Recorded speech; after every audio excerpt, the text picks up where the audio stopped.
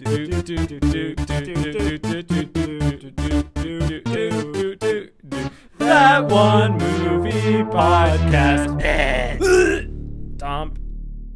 All right, Holden, you ready to review some How to Train Your Dragon: The Hidden World, or as we like to say, How to Dragon Your Trains at World's End? At World's End. Because it takes place where Pirates of the Caribbean 3 takes place, most certainly. So this is our non-spoiler segment of the review. If you want to listen to spoilers, that is in our podcast exclusively if you're watching this on YouTube. But if you're listening to the podcast, just keep on listening and we'll get into spoilers later on. Yeah. But this is non-spoilers. So if you haven't seen it yet, fear not, because we will not spoil anything here. Nothing that isn't in the trailers. Nothing that isn't in the trailers. All right. So this is the third installment, the final installment of the How to Train Your Dragon series. Yes. The trilogy. So after the events of the first and second one, Hiccup is the chief of Berk. He's leading Berk. The Berkians and the dragons are living happily ever after together until they're not. They're freeing dragons all over the place. They got a lot of dragons, and then another guy's like, I want to kill all the dragons. There's this one. Well, this movie should really just be called How to Train Too Many Dragons, because there's a lot of dragons. There are a lot of dragons. They keep getting more dragons. They're like, we don't need any more dragons. So basically, the food critic from Ratatouille comes in. He's like, I'm gonna kill all your dragons, because that's what he looks like. He's got the face that is like just a vertical rectangle. I want your dragons. And he kind of has the ideology from the first one that like dragons and people can't live in harmony, so I'm gonna kill the dragons. It shows how far the Burkians have come. So so that's kind of the summary of the plot. And what'd you think of this movie, Holden? What's your overall reaction? I thought it was pretty good. I enjoyed it. I think it's probably the worst one, but I like all of them. So that's not. I mean, it's not to say it's bad, but I think it's good, and just not the best one. I would agree with that. I think it's the weakest one of the trilogy. It's still pretty good. I think the first and second ones are better. Some of the strengths of this movie, some that stood out to me, were the visuals, the animation, and then beyond that, visual storytelling. Like there's one sequence in particular that I can think of that's about 6.5 minutes long in this movie that is like basically no dialogue, and it's just John Powell's beautiful score and some dragons flying. Oh yeah, I know what you're talking about. Yeah, and I think it just goes to show how great their visual storytelling was in this movie, that they completely pulled off that scene. Yeah, in my opinion. I think as far as like traditional 3D animation goes, this is like about as good as it gets, visual wise. Like one of the things I noticed is like when they're in like the forest, like the foliage and stuff looks so good. It looks like realist. It looks photorealistic. I was like really impressed with it. The water looks really good too. Water effects are something that's usually praised in movies like these, but all looks pretty good. Yeah. And I mean, like, the characters all look good too. They're all supposed to still look like cartoons, but they all like have a lot of added detail. I thought like the blacksmith character had a lot more detail on him. Yeah, he was always like dirty. Yeah. And I think Gobber, I believe his name is. I think so. Gobber. Yeah, he had just like his beard was always like dirty, and he had kind of like just a dirty face. Yeah. And, anything else you want to add about the visuals? Visual storytelling, anything? I don't think necessarily. It seemed like a lot of the times it was like windy and their hair was like just gently. Yeah, there was a lot of hair effects being shown off. I thought it was. I mean, this can go when we talk more about like the action scenes, I guess. But I thought it was like interesting the way that they animated some of the action scenes, because like some of it, like especially the one that I'm thinking of is like the intro scene when they're rescuing the dragons on the boat. Yeah. They like film it to make it look like a one shot action like choreographed scene, but it's all animated. It's all animated. I really liked that long take at the beginning, and that's something I noticed. there's a lot of motivated camera movement in this film, which I really like. I think that worked really well. What did you think of the intro? Did you, because the other two movies, if I remember correctly, at least the second one, they like start out with a real bang, and it's like really exciting. You get thrown into it right away, and it's really high action. I thought like this one's more of like a stealthy sort of intro without getting into spoilers. Yeah, I mean, I thought it was good. I thought it was a good way of like introducing what the characters have been doing in the last year since the last movie. Yeah. That was surprising to me. I was thinking this was going to be more of a time jump. I didn't know it only took place a year afterwards, because the second movie takes place 5 years after the first one. Yeah. I was thinking we were going to get another 5 years, but I just didn't know what I was doing. Apparently not.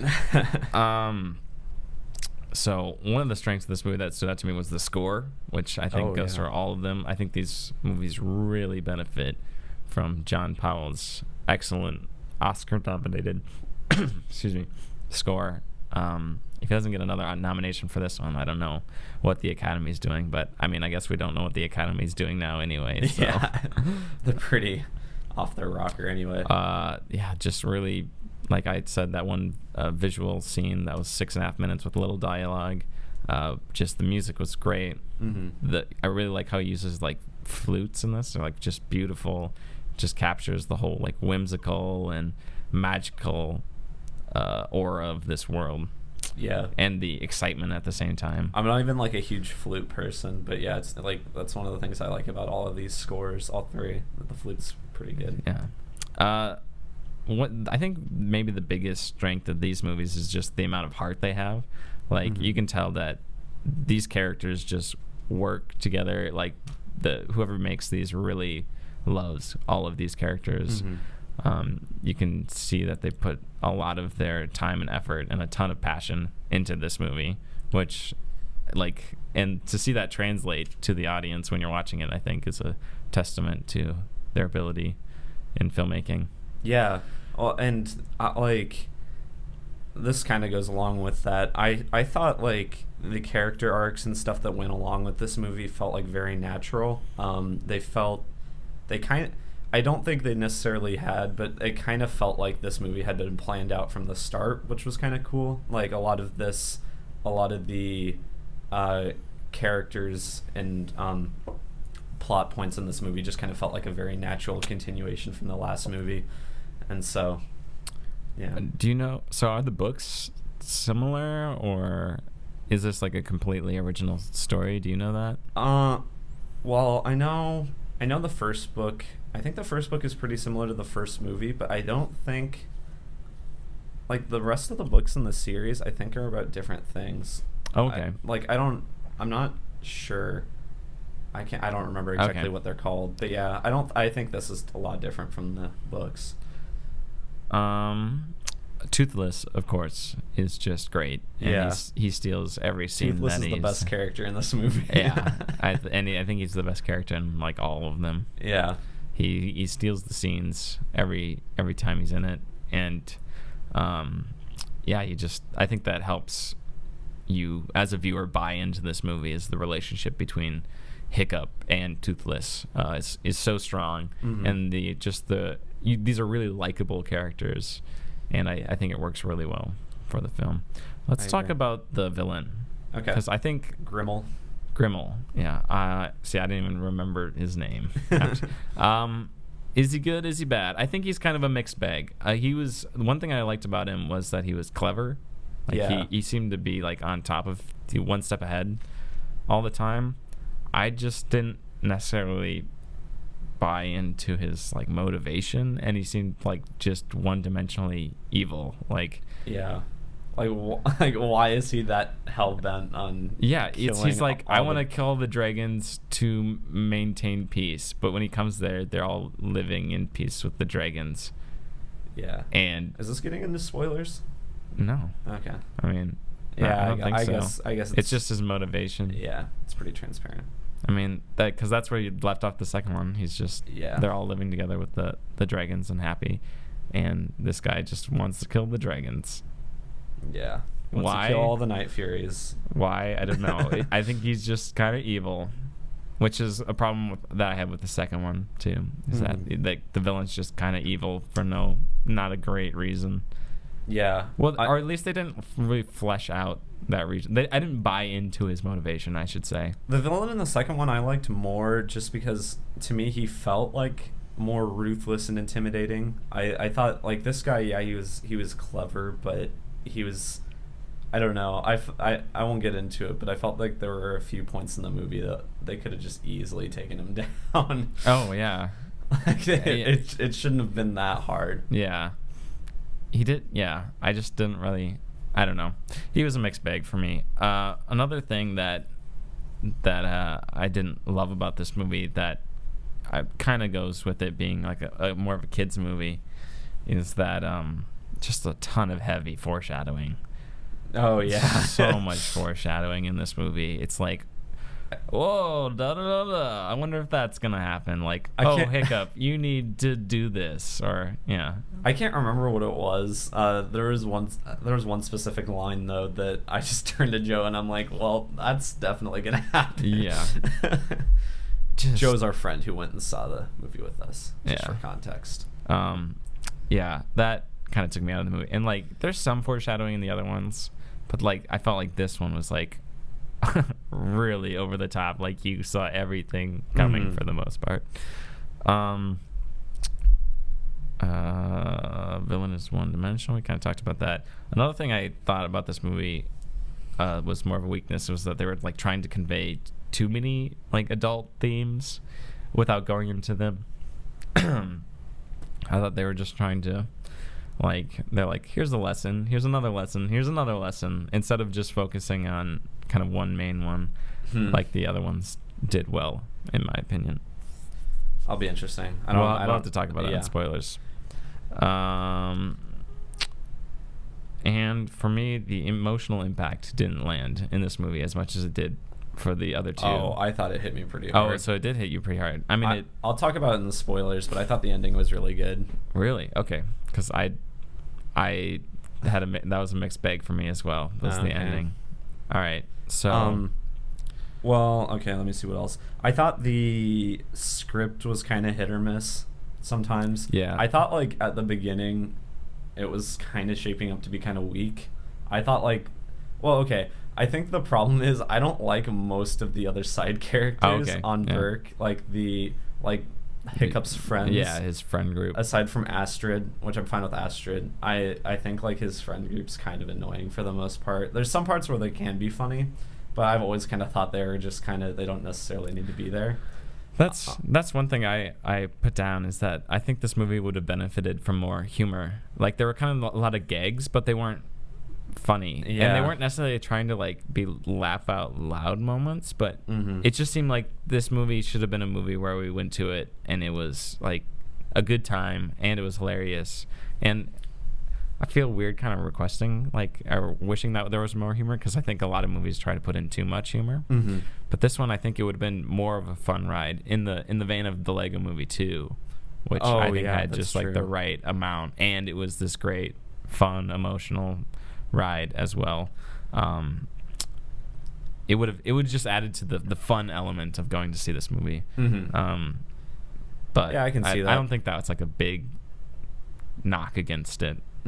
But I think this movie definitely would have been benefited from a few good one-liners and a few good jokes.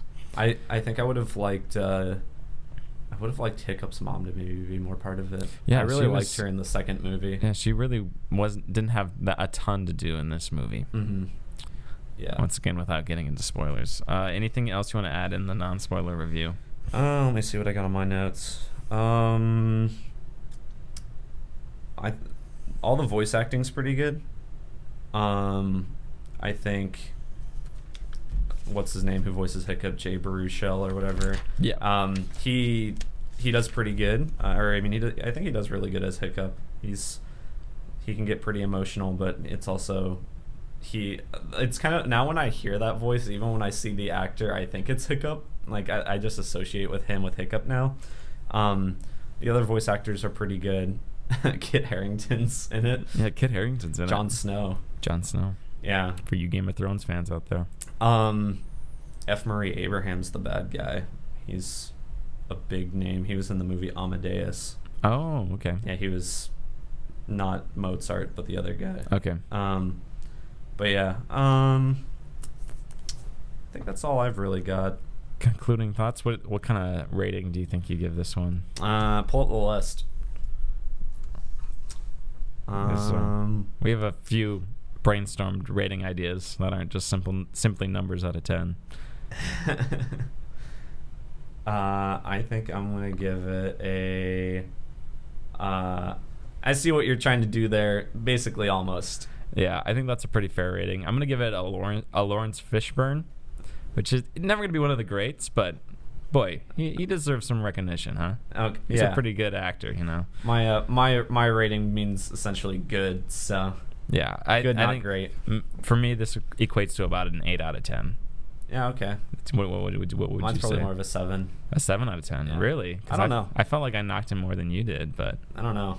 I felt like you were rating it high for your for what you were saying. I don't know. Okay. I mean, I really did like this movie. Yeah, I felt like it was a little disappointing. Like I left the theater disappointed, but that was mainly because I didn't love the ending, which is interesting because you really liked the ending, and you gave it a lower score. I liked the movie more as it went on. We can get into that. I like the second half more. Well, this will conclude our non-spoiler review of How to Train Your Dragon. Hey, thanks for watching us on YouTube, huh? Yeah. Subscribe. Or we'll kill you. We won't like it if you We don't won't kill you. But we might hurt you emotionally. I might Verbally. berate you. I don't know who you are, but I'll call you out. We'll find you. We'll look you up. Like, comment, and subscribe on these That One Movie Podcast, our channel. Yeah, do it.